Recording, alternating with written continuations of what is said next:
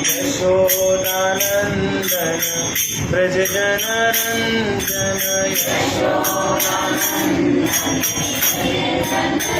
यमुनातीरा वनचारी यमुनातीरा जय राधा माधव कुंज बिहारी जय राधा माधव कुंज बिहारी हरे कृष्णा कृष्णा कृष्णा हरे हरे हरे राम राम राम हरे हरे हरे कृष्णा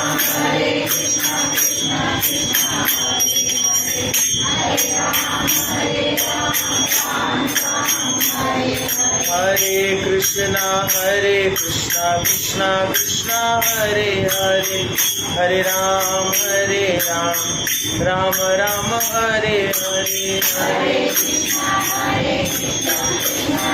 सभी गाइए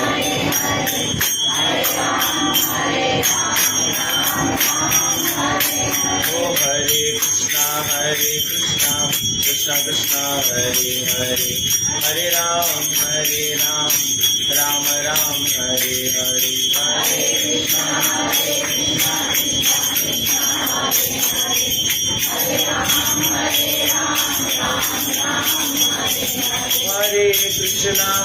कृष्णा कृष्णा कृष्णा हरे हरे हरे राम राम राम हरे हरे हरे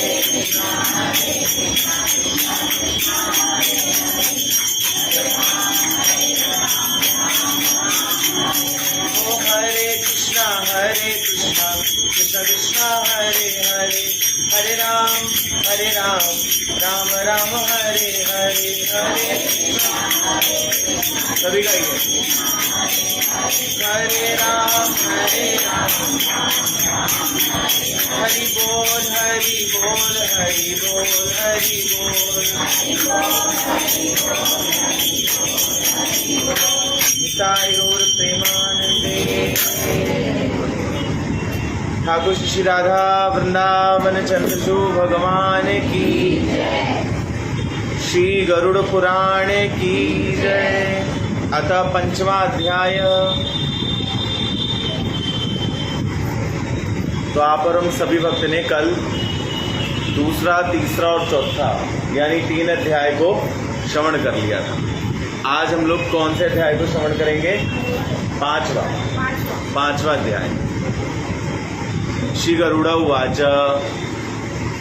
ये सुन करके वैसे सत्संग आप लोग को कुछ तो समझ आ रहा होगा, क्या क्या करना चाहिए, क्या क्या नहीं करना चाहिए। नहीं समझ आ रहा है क्या? सबको समझ आ रहा है ना? कल एक माता का मुझे फ़ोन आया, उन्होंने कहा प्रभु जी मैं लाइव वीडियो में सुन रही थी और मैंने सुना उसमें आपने बोला कि दान देके पछताना नहीं चाहिए। मुझे बड़ी हंसी आई। मैंने कहा यानी आप ऐसा करते हो? तो बोली हाँ, मैं कई बार 500 का नोट किसी मंदिर में चढ़ा दे तो मेरे दिल को लगता है 500 नहीं देने चाहिए थे, 100 रख देना था। तो ऐसा हमें नहीं सोचना चाहिए। जो भगवान की इच्छा जितना होना हो वो हो जाएगा, है ना? हाँ, ये बात है। तो 5वां अध्याय, वो माता भी आप लोग के बीच में बैठी है। 5वां अध्याय शुरू। गरुड़ा उवाच। गरुड़ देव जी ने कहा, हे भगवान कृष्ण, किस किस पाप का क्या चिन्ह और परिणाम होता है तथा किस पाप से जीव कौन सी योनि को प्राप्त होता है, यह बात मुझे विस्तार से बताओ। भगवान विष्णु बोले, हे गरुड़, नरक भोग के पश्चात जिस पाप से जो योनि प्राप्त होती है तथा उस पाप का जो प्रमाण चिन्ह होता है वह मैं तुम्हें बताता हूँ। यह वृतांत इस प्रकार है। यानी जो जीव जो पाप करता है तो जब वो जन्म लेता है तो होता है ना, हमें अस्थमा की बीमारी क्यों है, थायराइड की क्यों है, शुगर की क्यों है, घुटनों की प्रॉब्लम क्यों है ना, हमें आंतों की प्रॉब्लम क्यों है, हमें कैंसर क्यों है। ये सब हमें पता नहीं चलता कि हम पूछते हैं ना, हमने तो इस जन्म में कुछ नहीं किया तो हमें ये सब क्यों हो रहा है। तो उसका जवाब भगवान दे रहे हैं। अब आप लोगों ने पिछले जन्म में जो इस जन्म में हो रहा है, यानी आपने वो पाप पूर्व जन्म में किया है तो वो आपके साथ तो भगवान सुनाते हैं, सुनिए ध्यान से सभी भक्त। गौ हत्या का पातकी कुबड़ा होता है, ब्रह्म हत्या का पापी क्षय रोगी, कन्या की हत्या करने वाला गलित कुष्ठ रोगी होता है।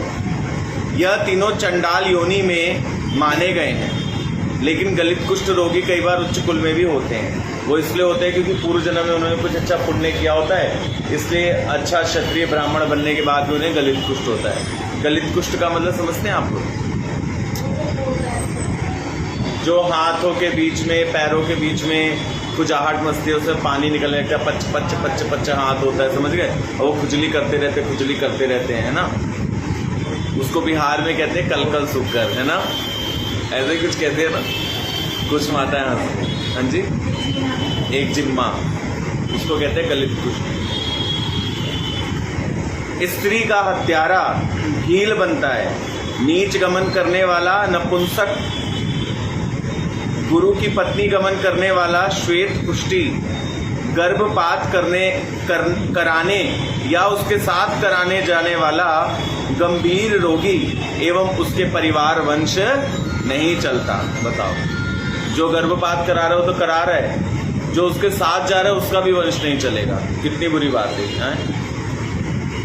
मांसाहारी का लाल अंग तथा यकृत रोगी मदिरा, पापी कृष्णा वर्ण तथा अल्प आयु जिव्या के स्वाद के वशीभूत होकर अभक्षय भक्षण करने वाले ब्राह्मण जलोदर होते हैं। अच्छा, अकेले ही अर्थात दूसरों को न देकर स्वयं मिष्ठान खाने वाला कंठमाल का रोगी। बाप रे, समझ कंठमाल समझते हैं आप लोग? नहीं समझते? कई लोगों को देखा है यहाँ पे दाने हो जाते काफ़ी, वो खुजली होती रहती है, उसमें बड़ा दिक्कत होती है ना, उसमें से कई बार मवाद से पानी सब निकलता है। ये उन लोगों को होता है जो दूसरों को बांट करके नहीं खाते। श्राद्ध के दिन अशुद्ध अन्न को देने वाले चित्रकुष्टि। अच्छा, अहंकार व चित्रकुष्टि का मतलब समझते हैं आप लोग कौन सी बीमारी होती है? ऐसी बात पता नहीं लाइव में बोलनी चाहिए नहीं। कई माताओं को हो जाता है ना, कमर पे स्तनों के नीचे खुजली हो जाती है ना, वो खुजाती रहती हैं, या बगलों में, उसको कहते हैं चित्रकुष्टि। अहंकारवश अपने गुरु की निंदा करने वाले को मिर्गी रोग होता है। मिर्गी रोगी होता है। पुराणों एवं वेद शास्त्रों के निंदक पांडु रोगी यानी कि पीलिया होता है। बार बार जिनको पीलिया हो जाता है वो लोग होते हैं। असत्य साक्ष्य देने वाले गूंगे हो जाते हैं। पंक्ति भेद करने वाले कागो होते हैं। विवाह संस्कार के विधानकर्ता के होठ कटे होते हैं। ग्रंथ अर्थात पुस्तक की चोरी करने वाले जन्मांध हो जाते हैं। गौ तथा ब्राह्मण को लात मारने वाले लंगड़े तथा अपाहिज होते हैं। असत्यभाषी दूषित एवं रोगी कष्ट के होते हैं। असल श्रवण करता व धीर होते हैं। दूसरों को विषपान कराने वाला मूर्ख और पागल हो जाता है। अग्नि लगा करके जलने वाला खलवारी अर्थात गंजा होता है। मांस विक्रेता दुर्गामी मांसाहारी रोगी रत्न चोरहीन यानी कि नीच में जन्म लेता है। स्वर्ण चोर के नख कुरूप हो जाते हैं। किसी भी धातु की चोरी करने वाले निर्धन हो जाते हैं।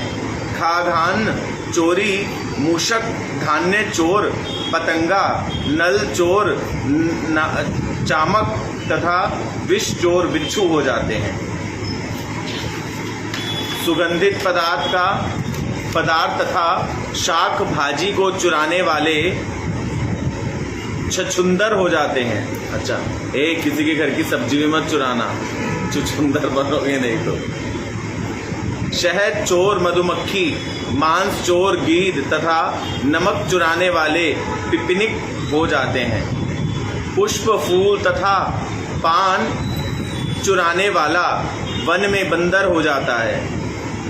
काष्ठ, पदभाग, मृण तथा रुई चुराने वाले मेष योनि में जन्म लेते हैं। जो हिंसक कर्मों से जीवों का प्राप्त करते हैं, यात्रियों को लूटते हैं, मृग्या व्यसन से जीव हिंसा करते हैं, ये सब के सब कसाई के यहाँ बकरे के रूप में पैदा होते हैं। जो विषपान करके प्राण त्यागते हैं, वह शैल सर्प के रूप में तथा कृष्ण वर्ण में उत्पन्न होके काले पर्वतीय सर्प अनुशासन विमुख अहंकारी निर्जन वन में हाथी के रूप में पैदा हो जाते हैं। जो ब्राह्मण वैश्य देव का पालन न करे, शूद्र रजक इत्यादि के घर का खाघान भोजन करते हैं तथा अन्न की शुद्धता परखे बिना भोजन कर लेते हैं, ऐसे ब्राह्मण निर्जन वन में व्याघ्र रूप में उत्पन्न हो जाते हैं।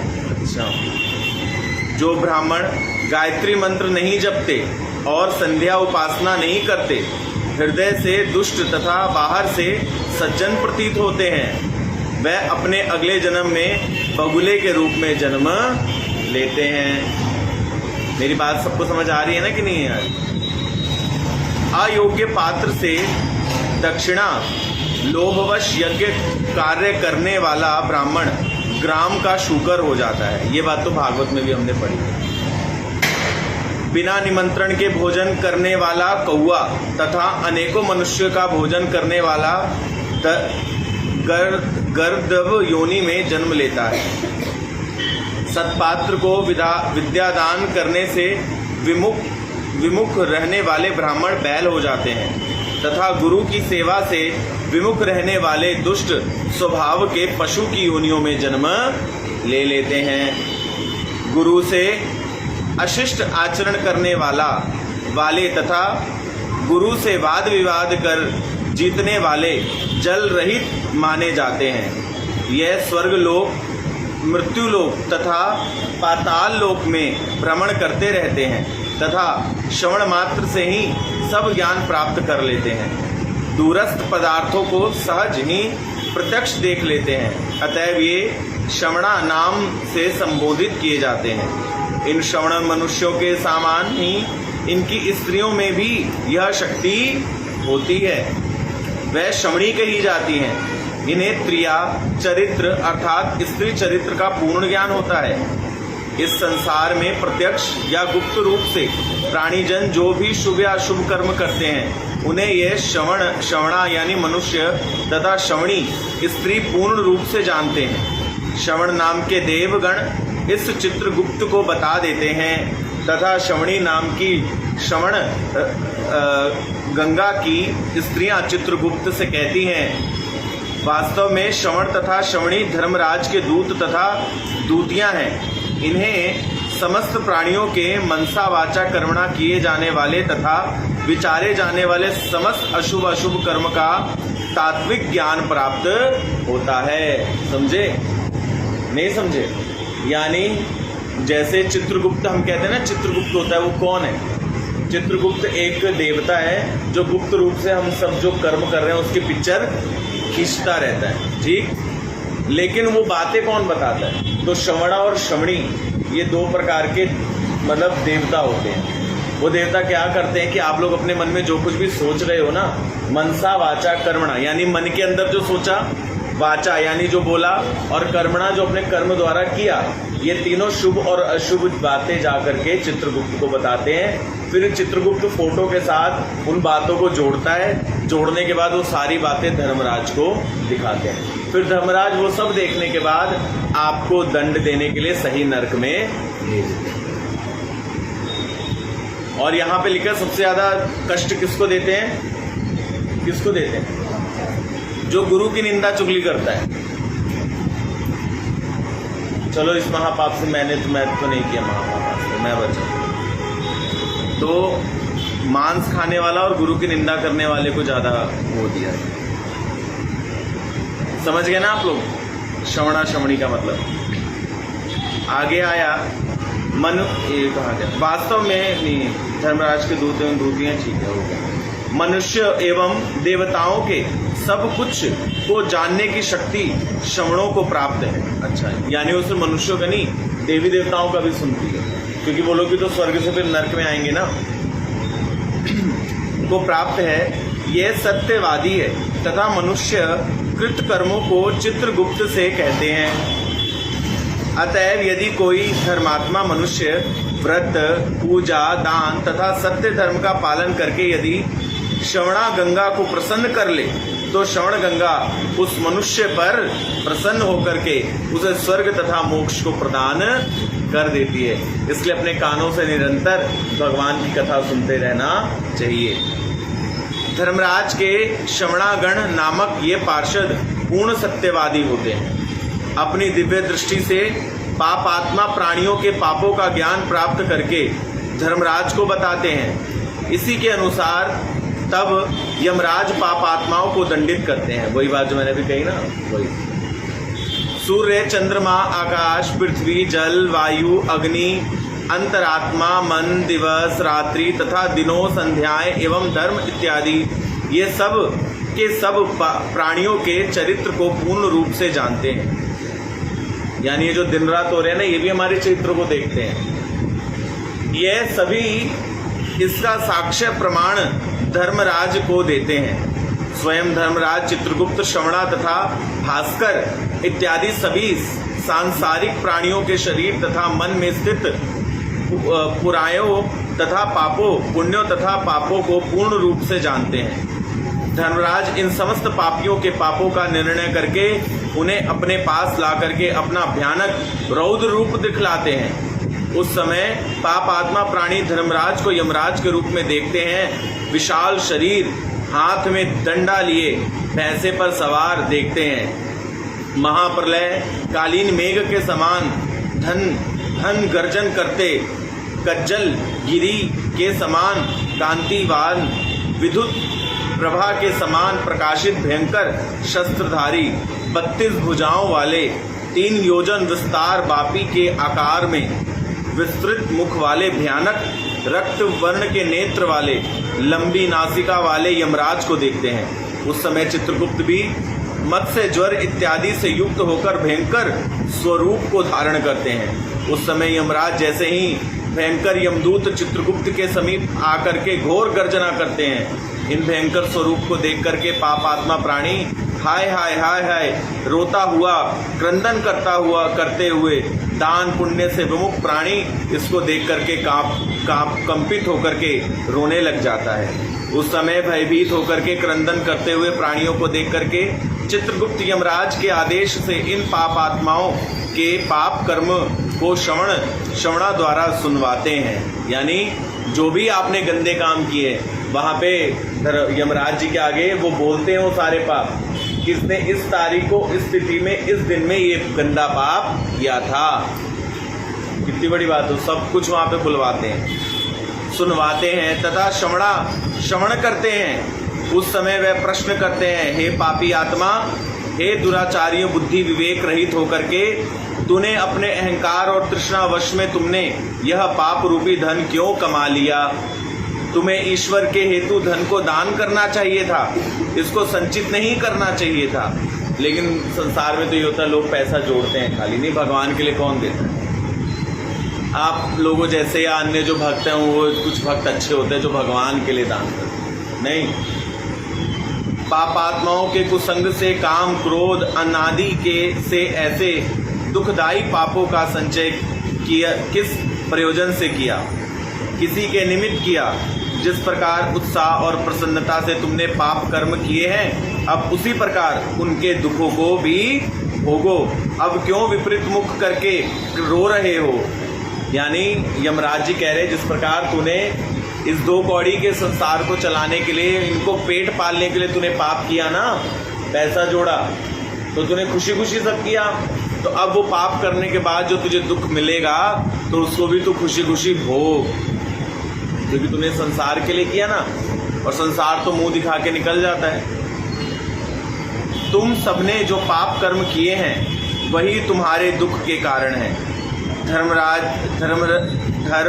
धर्मराजी, पंडित, मूर्ख, धनी और दरिद्र, बलवान और निर्बल इत्यादि सबके प्रति समान भावी हैं। चित्रगुप्त जी के ऐसे वचनों को सुनकर के पाप आत्मा प्राणी अपने पापों का स्मरण करके निश्चल होकर के मौन हो जाता है।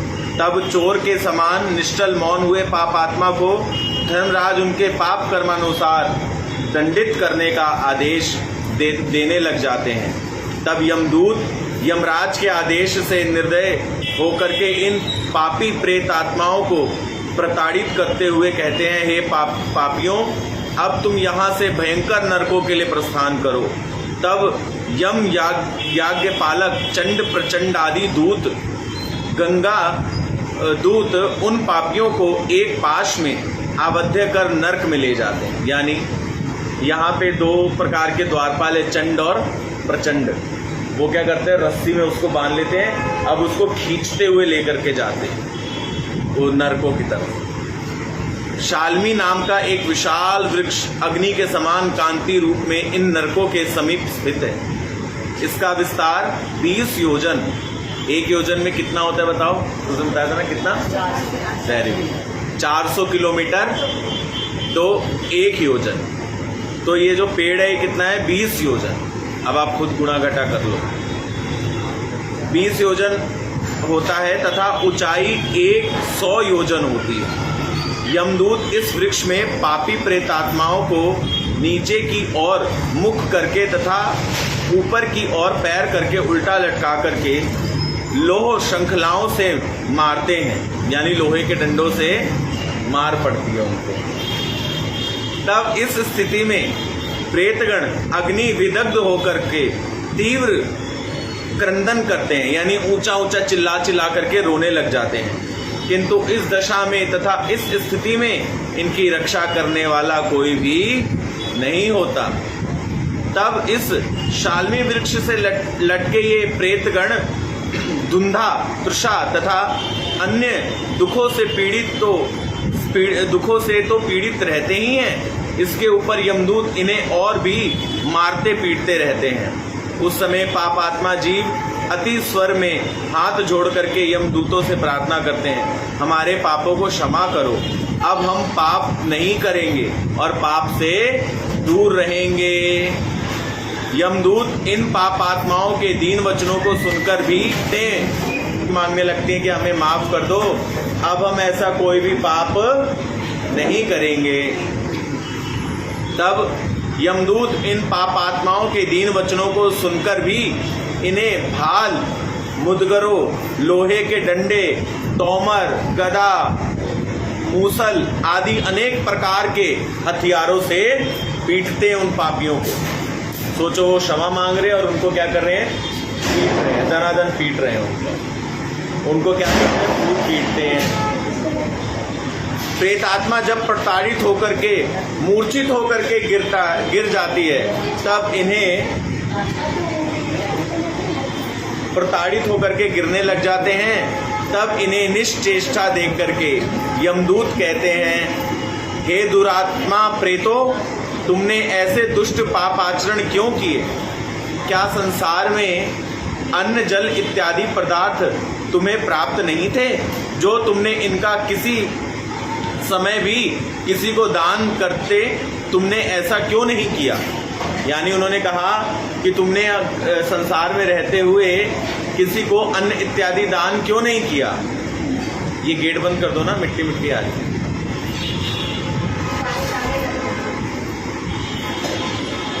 तो बोले कि आपने संसार में अन्नदान क्यों नहीं किया? तुमने एक कौर का मतलब समझते हो ना, एक गुरकी एक कौर, तुमने एक कौर अर्थात ग्रास भर अन्न भी दान नहीं किया। तुमने बलि वैश्व देव की अर्चना नहीं की, अतिथियों को प्रणाम नहीं किया, पितरों का श्राद्ध तर्पण भी नहीं किया। तुमने यम यातना से मुक्त करने वाले यमराज एवं चित्रगुप्त के मंत्रों का भी जप नहीं किया और न इनका ध्यान ही किया। तुमने न तो अहंकार का त्याग किया, न तीर्थ की, न देवताओं की, न गुरु की पूजा करी। यमदूत बोले, हम हरि भगवान के आदेश से पापी स्त्री पुरुष को दंडित करते हैं। तुम कहते हो हम तुम्हें क्षमा कर दें, यह अधिकार केवल भगवान नारायण को है, अन्य किसी को भी क्षमा करने का अधिकार नहीं है।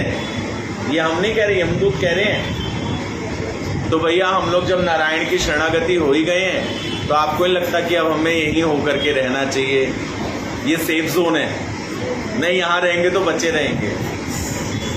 ऐसा कहकर यमदूत निर्दयी होकर के पाप आत्माओं को मारने पीटने लग जाते हैं।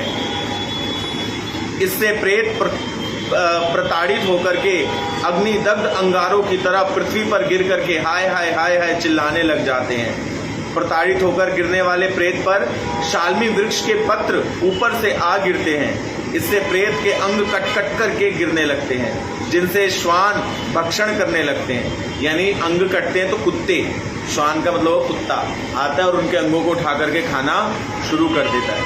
इस यंत्रणा से प्रेत और दुख होकर के रोने लग जाते हैं। तब क्रंदन रुदन करते प्रेतों को यमदूत और मारते पीटते हैं। उनका मुख धूल से भर करके उन्हें पाश में बांध करके उनके साथी अन्य यमदूत मुदगर से उन्हें पीटते हैं। कुछ यमदूत और आरे से पापियों के प्रेत शरीर का अंग भेदन करते हैं, यानी उनको चीरते हैं आरों से, उन्हें काष्ठ की तरह काटते हैं। अनेकों यमदूत नारकीय प्राणियों को पृथ्वी पर गिरा करके कुठार से उन्हें काटते हैं, उन्हें खंड खंड कर देते हैं। कई यमदूत पापियों को पृथ्वी में कमर तक गाड़ करके उनके ऊपर प्राणांत होने तक बाण बरसाते रहते हैं। ओए ओए, समझे कितना दुखदाई है। कितने ही यमदूत पापियों को ईंख पेटने के यंत्र में रख करके ईंख की तरह उनकी पिराई कर देते हैं। ईंख पेटना समझते हैं, गन्ने वाली मशीन, उसमें डाल करके फेंकते हैं। अनेकों यमदूत काष्ठ के ऊपर जलते अंगारे रख करके इन्हीं पापियों के चारों आविष्टित कर लोह पिंड की तरह विदग्ध करते हैं। कितने ही पापियों को यमदूत खौलते हुए तेल में पकाते हैं, कितनों को वह खौलते हुए घी में पकाते हैं। यमदूत प्राणियों को तपे हुए तेल और घी में इस तरह तपाते हैं जैसे बटेर पकाया जाता है। यमदूत प्राणियों को मदमत हाथियों के आगे कुचलने के लिए पटक देते हैं। अनेकों पापियों को वह उल्टा करके मुंह के बल गिरा देते हैं। अनेकों पापियों को कुएं में गिराते हैं, अनेकों को पर्वत से गिराते हैं। अनेकों पापियों को कुंड में गिरा करके कुंभियों के उनका अंग भेदन करवाते हैं। कुंभी का मतलब समझते हैं आप लोग? नहीं समझते?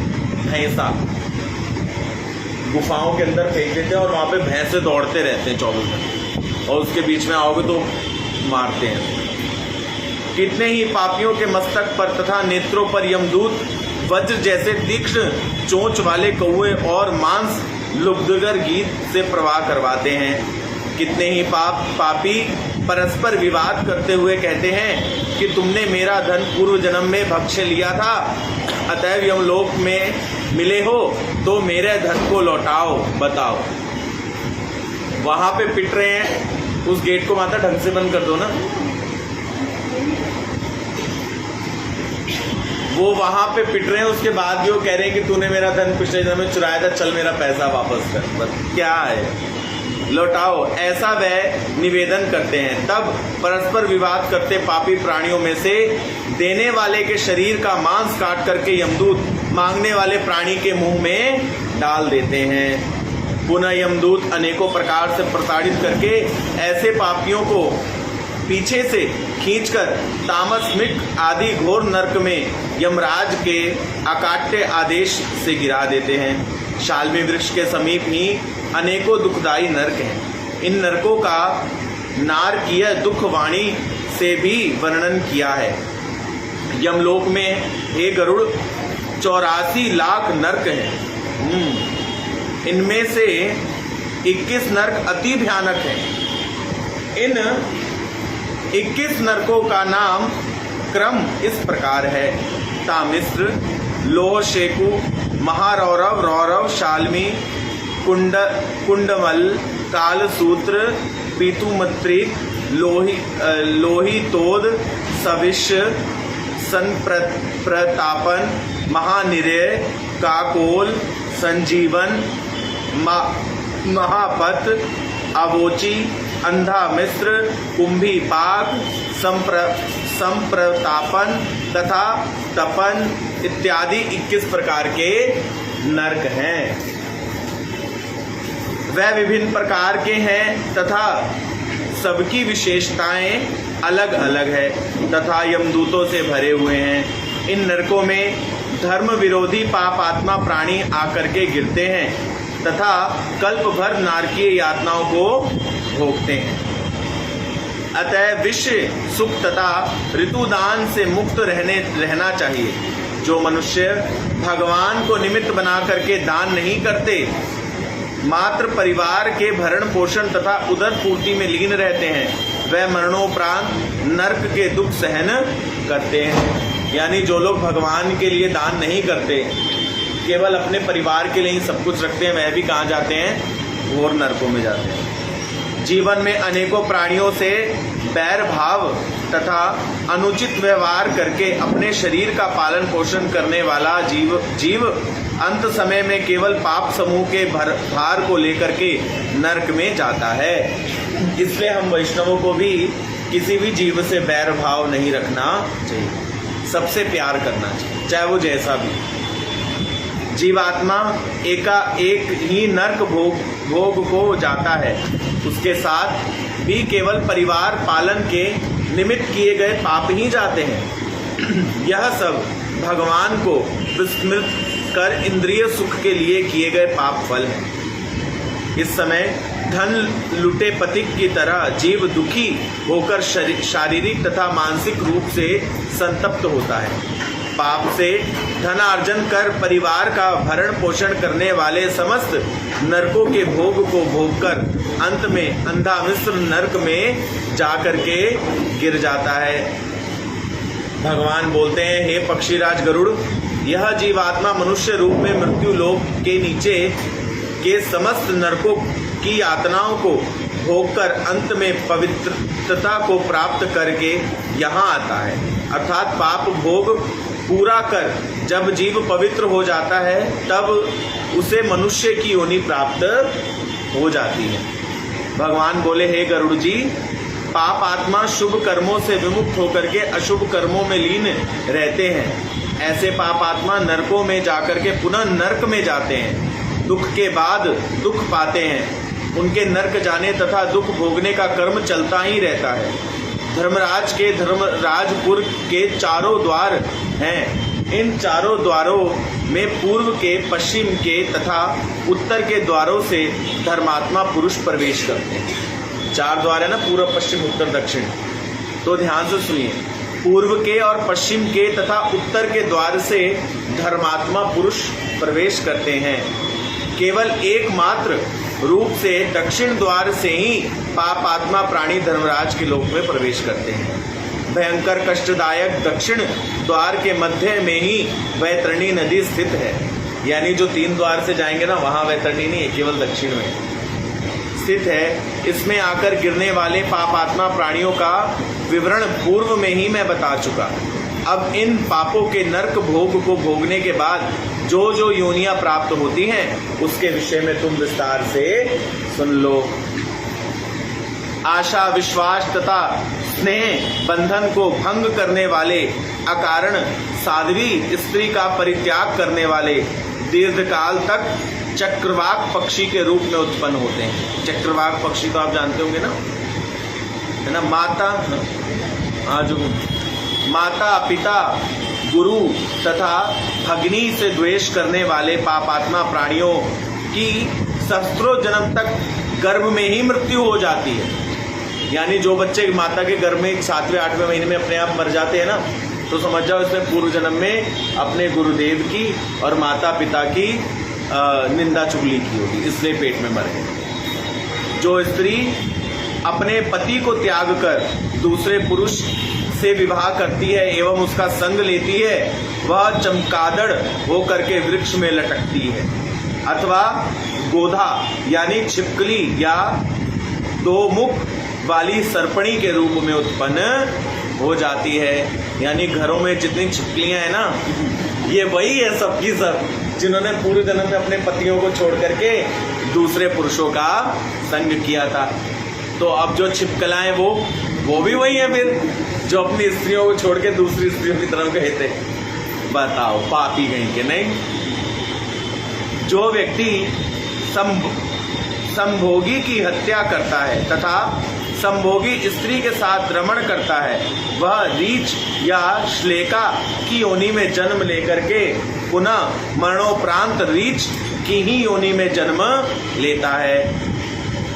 सन्यासिनी स्त्री के साथ गमन करने वाला व्यक्ति मरु प्रदेश में भूत योनि को प्राप्त हो जाता है। किशोरी अथवा बालिका से दुष्कर्म करने वाला प्राणी वन में अजगर सर्प के रूप में उत्पन्न होता है। अपने गुरु की पत्नी के संग गमन करने वाला जीव गिरगिट के रूप में, राजा की पत्नी को गंदी नजर से देखने वाला ऊंट के रूप में तथा अपने मित्र की पत्नी पे कुदृष्टि रखने वाला गांभी दर्भ के रूप में उत्पन्न हो जाता है। गांभी दर्भ का मतलब समझते हैं आप लोग? नाली का कीड़ा, समझ गए? विपरीत रति अर्थात गुदागमन के शूकर योनि प्राप्त करते हैं। शूद्र गमन से बैल की योनि तथा अति विषयी कामुक प्राणी आगामी जन्म में अश्व के रूप में उत्पन्न होते हैं। मृतक के एकादश श्राद्ध में भोजन, उसके एकादश उसमें भोजन नहीं करना चाहिए। देखो इसमें आ गया वर्णन, नहीं समझे? शुक्र है हम लोग नहीं करते। यानी कोई मर जाए तो उसके जन्मे में है या हमारे ब्लड रिलेशन में है तो हम कर सकते, समझ गए? जैसे मेरे दादाजी 5 भाई, उन 5 में कोई जाएगा तो हमारे गुतिया तो है ना, उसमें चलेगा। लेकिन किसी को मुंह बोली बहन है, मुंह बोली भाई है, और या बहुत अच्छे दोस्त आ रहे हैं या दोस्त के पिताजी गए, उसमें खाना नहीं चाहिए, पीना तक नहीं चाहिए। दूसरा भाव कि एकादशी के दिन किसी का श्राद्ध हो, एकादशी के दिन किसी का श्राद्ध आए तो श्राद्ध करने वाले जो पंडित जी अगर खाएंगे तो वो भी क्या बनेंगे? कुत्ता। और खिलाने वाला भी क्या बनेगा? कुत्ता। इसलिए शुक्र हम लोग एकादशी के दिन श्राद्ध नहीं करते। आगे आया, ग्राम यज्ञ में यज्ञ क्रिया भ्रष्ट करने वाले देवलक ब्राह्मण को कुक्कुट योनि प्राप्त होती है। धन कमाने से देव पूजा करने वाला देवलक ब्राह्मण है या देवानुष्ठानों तथा पितृ कर्मों की योग्य पाप नहीं है। इन दुष्कर्मों से नरक जीवन की भयंकर यातना भोगने के बाद मनुष्य योनि प्राप्त होती है। ब्रह्महत्या के पापी नरकों की यातना भोग करके ऊंट, गधा तथा महिष योनि को प्राप्त करते हैं।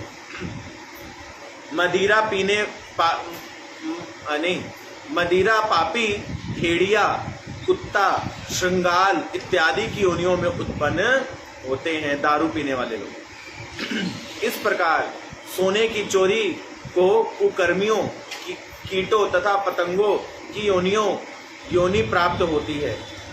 अपने गुरु पत्नी गमन को तृण, लता तथा गुल्म के रूप में जन्म प्राप्त होता है। दूसरे की स्त्री को चुरा लेने वाला कर्ता, दूसरों की धरोहर उजाड़ने वाले तथा ब्राह्मण का धन हरण करने वाले नारकीय दुख भोग करके ब्रह्म राक्षस के रूप में उत्पन्न होते हैं। ब्राह्मण से कपट प्रेम कर उनके धन को भोगने वाले के 7 कुल तक नाश हो जाते हैं। होता है ना, कई कई कुलों में बेटियां ही बेटियां होती हैं, पुत्र होता ही नहीं। 3 भाई होते हैं, 3 भाई के बस बेटियां ही बेटियां, कुछ भी नहीं होता है। बलात् धन लेने वाले या चोरी से ब्राह्मण का धन हरण कर भोगने वाले के कुल का नाश अवश्य हो जाता है। यह प्रमाण चंद्र तथा तारा गणों की स्थिति तक अटल है। मनुष्य संभव है लोह चूर्ण तथा घोर विष को भी सहन कर पचा ले, किंतु ब्राह्मण का धन पचा पाना तब भी असंभव है। यानी ब्राह्मण का से मतलब है अपने गुरु का, ब्राह्मणों का, पूज्य जनों का धन फ्री में नहीं खाना चाहिए। यदि राजा ब्राह्मण का धन हरण कर उस धन से सेना, गज, अश्व इत्यादि का सर्वधन कर युद्ध में प्रवृत्त होता है, तो उस समय उस राजा की सारी सेना युद्ध त्याग कर इस प्रकार पलायन कर जाती है जिस प्रकार मेघ वृष्टि से रेणु का सेतु ध्वस्त हो जाता है।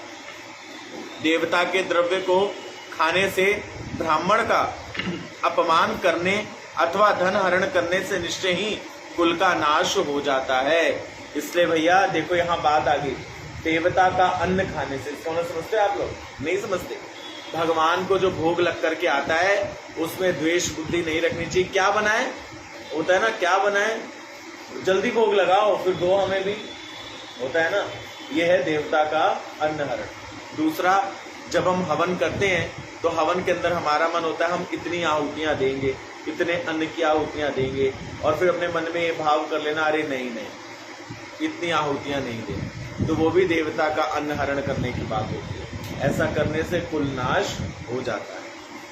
यदि वेद पाठी ब्राह्मण अपने समीप हो तो उसे छोड़कर किसी अन्य को दान देना शास्त्र विरुद्ध है, किंतु यदि अपने समीप निवास करने वाला ब्राह्मण वेद ज्ञान से रहित हो तथा अन्य ब्राह्मण विद्वान हो तो उसे दान देने से कम ही दोष लगता है। प्रज्वलित अग्नि के में सभी होम करते हैं, बुझी हुई भस्म में तो कोई हवन नहीं करता। हे गरुड़, ब्राह्मण समस्त नरकों की यातना भोगते हैं तथा इस प्रकार की नारकीय यातना भोगने के बाद मनुष्य योनि में जन्मांध तथा दरिद्रती के रूप में उत्पन्न होते हैं। स्वयं अथवा किसी अन्य के द्वारा जो मनुष्य ब्राह्मण की भूमि छल कपट से हथियाकर भोगते हैं वह 60,000 वर्षों तक मल कीट होते हैं। ब्राह्मण को धन दान करके पुनः उसका अपहरण कर लेने वाले मनुष्य महाप्रलय पर्यंत तक नारकीय यातना को भोगते हैं।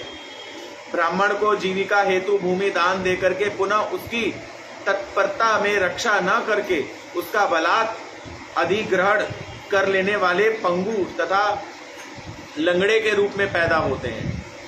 ब्राह्मण वृत्ति का पालन करने वाला तथा ब्राह्मण को वृत्ति का दान करने वाले की क्षय गोदान के तुल्य पुष्प फल प्राप्त होता है, किंतु ब्राह्मण की वृत्ति को अपहरण करने वाले मरकट एवं श्वान की योनियों में जन्म ले जाते हैं। हे गरुड़, पाप आत्मा प्राणी नारकीय दुखों को भोग करके पुनः मृत्यु लोक में जन्म लेकर के पुनः स्वीकृत कर्मवश अंधे, पंगु इत्यादि दूषणों से युक्त प्रतीत होते हैं। तब कृमि, श्वान, पशु, पक्षी तथा चंडाल इत्यादि की योनियों में दृष्टि गोचर होता है। ये सब असाध्य रोगों से ग्रसित होकर के पूर्ण वर्णीयों योनियों में उत्पन्न होते हैं। इसके पश्चात सहस्त्रों जन्म तक पक्षी योनि में उत्पन्न होते रहते हैं। इन योनियों में ताप, शीत, दृष्टि इत्यादि के कष्टों को भोग करके पुनः अपने अन्य शुभ अशुभ कर्मों को भोगने के लिए मनुष्य योनियों में उत्पन्न हो जाते हैं। स्त्री पुरुष के प्रसंग में गर्भाधान की स्थिति में जीव अनेकों दुख को भोगता है। पुनः जीवन के दुखों को भोग करके प्राणी मृत्यु का दुख भोग करके शरीर का त्याग कर देता है। इस सृष्टि चक्र की गति ऐसी है कि स्वदेज, उद्भिज, जरायुज तथा अंडज इत्यादि सब प्रकार के प्राणी शरीर यंत्रणा के रूप में ही पाप भोगते हैं। हे गरुड़, जैसे यंत्रों की गति से समय ज्ञान हो जाता है, उसी प्रकार मेरी माया के वशीभूत होकर के समस्त प्राणी अपने अपने कर्म पाश में आबद्ध होकर के विभिन्न योनियों में भ्रमण करते रहते हैं। वह कभी मृत्युलोक में जन्म लेते हैं, कभी नरकों में उत्पन्न होते हैं। जो प्राणी खागांध दान नहीं करते वह दरिद्रता को प्राप्त करते हैं। दरिद्रता से पाप कर्मों की प्रवृत्ति होती है तथा पाप कर्म से नरक प्राप्त होता है। नरक भोग के पश्चात प्राणी पुनः मृत्यु में दरिद्र के रूप में उत्पन्न होता है, जिसने पुनः पाप कर्म प्रवृत्त उत्पन्न हो जाते हैं। मतलब समझ गए ना? जिसने कभी भी किसी को अन्नदान नहीं किया वो पूर्व जन्म में क्या होगा? दरिद्र, उसके पास खाने को नहीं होगा, भीख मांगेगा। और जब भीख मांगेगा तो अपनी उस इच्छा को पूरा करने के लिए फिर क्या करेगा? पाप करेगा कि नहीं करेगा? तो भगवान कहते हो बार बार पाप करता रहता है, बार बार दरिद्र होता रहता है। आगे भगवान कहते हैं, हे गरुड़, स्वयं के लिए किए हुए शुभ तथा अशुभ कर्मों का फल अवश्य ही भोगना पड़ता है। अनेक कल्पों तक कर्म भोग भोगी, बिना पाप कर्म फल नष्ट नहीं होता। श्रीमन नारायण नारायण नारायण, भज मन नारायण